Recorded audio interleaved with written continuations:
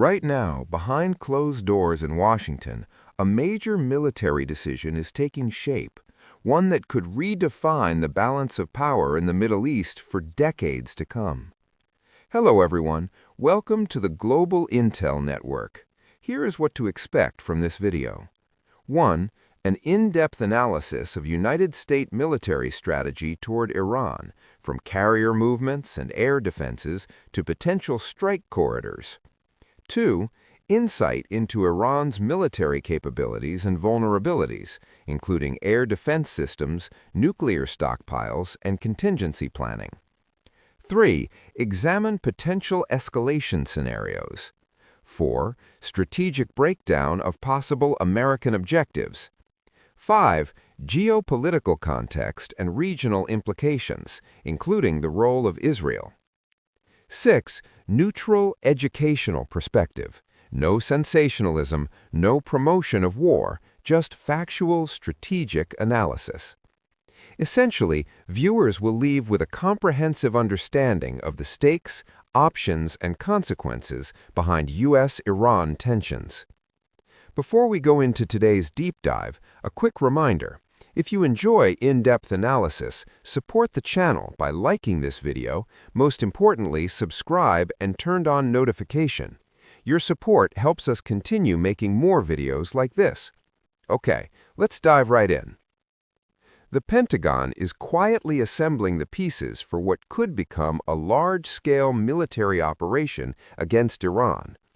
Carrier strike groups are repositioning, air defenses are being deployed, strategic aircraft are moving into theater, and across the region, American bases are being partially evacuated, not as a sign of retreat, but as preparation for impact. This is no longer a planning exercise. The transition from contingency to execution may already be underway. America's military posture, signals of escalation. The USS Abraham Lincoln Carrier Strike Group is now heading toward the Middle East, reinforcing American naval power in the region.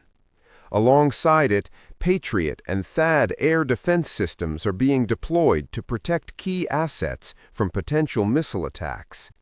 At the same time, the United States is pulling non-essential personnel and vulnerable equipment out of exposed bases.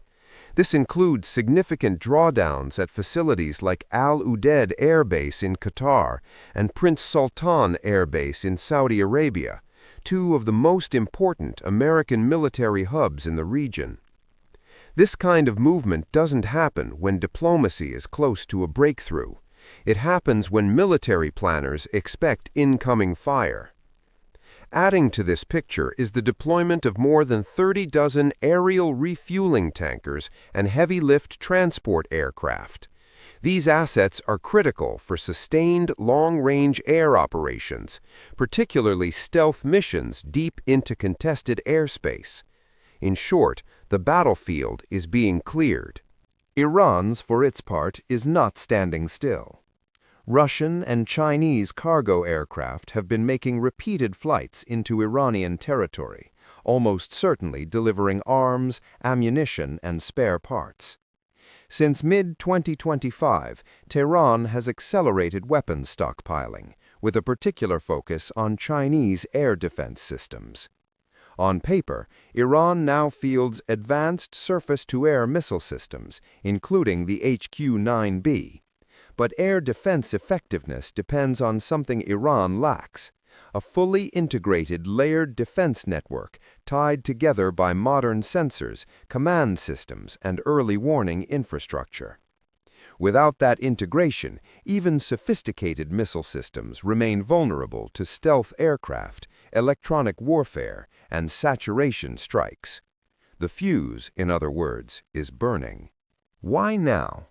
The unfinished nuclear question.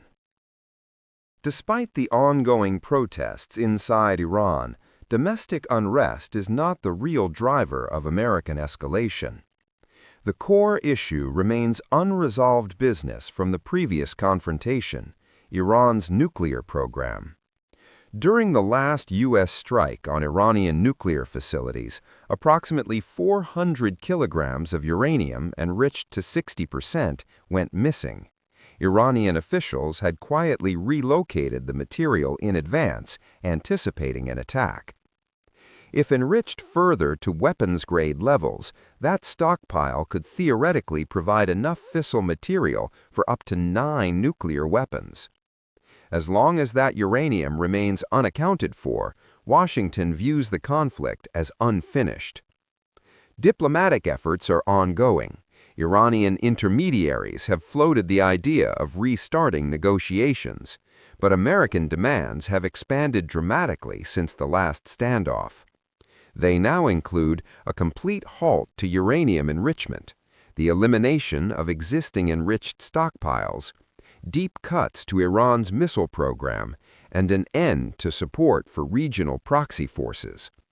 Tehran is unlikely to accept these terms. Strategy before action. What is the end game? This brings us to the most important question, not what the U.S. can do, but what it wants to achieve. American objectives remain ambiguous.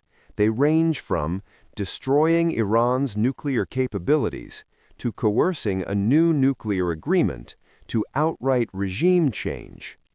Each objective requires a fundamentally different military approach. If the mission is limited to hardened nuclear sites, then B-2 stealth bombers carrying GBU-57 bunker busters would be central. If the goal expands to regime change, the operation becomes vastly more complex, requiring sustained strikes against military infrastructure, internal security forces, and political command structures over weeks or months. Without clearly defined objectives, military force risks becoming an end in itself. Why decapitation strikes won't work. Some analysts speculate about targeting senior Iranian leadership to trigger collapse. History suggests this would fail. Iran's political system is deeply institutionalized. The removal of a supreme leader or senior commander would create shock, but not collapse. The Islamic Revolutionary Guard Corps has contingency plans to consolidate control and oversee succession. Worse still, assassination strikes would likely reinforce nationalist unity and draw on Iran's deeply embedded martyrdom culture. The result would be short-term chaos, followed by long-term consolidation by hardliners. The 3 possible attack corridors. If the U.S. proceeds, geography limits its options. First, the northern route. Stealth bombers could approach via Europe and the Caucasus, but this route skirts Russian airspace, increasing the risk of detection and early warning. Second, the central route. Through Israel, Jordan, and Iraq. This is the most likely path. Iraq lacks the capability to track stealth aircraft, and this route has already been tested in previous strikes. Third, the southern route, via the Indian Ocean and the Persian Gulf. This option offers flexibility and heavier payloads, especially with carrier-based aviation, but requires extensive logistical preparation.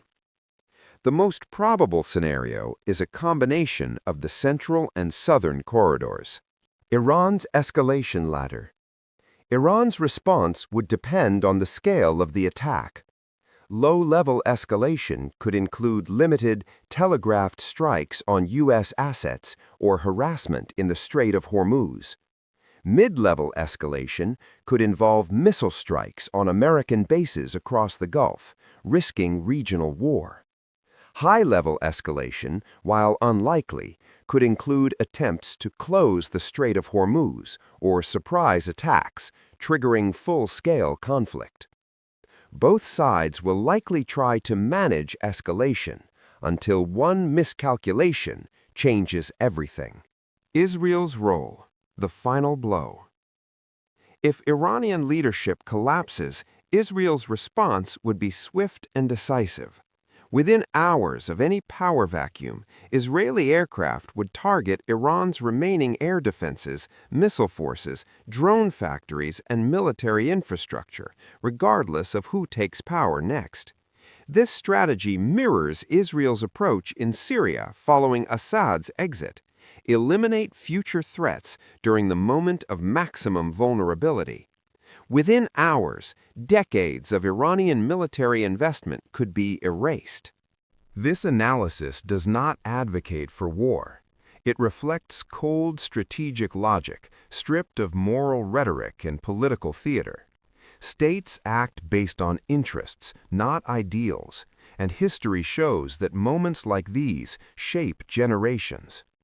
While wars are fought by soldiers and leaders, it is often the observers who inherit the consequences. Thank you for watching. If you found this analysis valuable, consider leaving a comment, subscribe to the channel, and share it with others who care about understanding global affairs beyond the headlines. Till next time,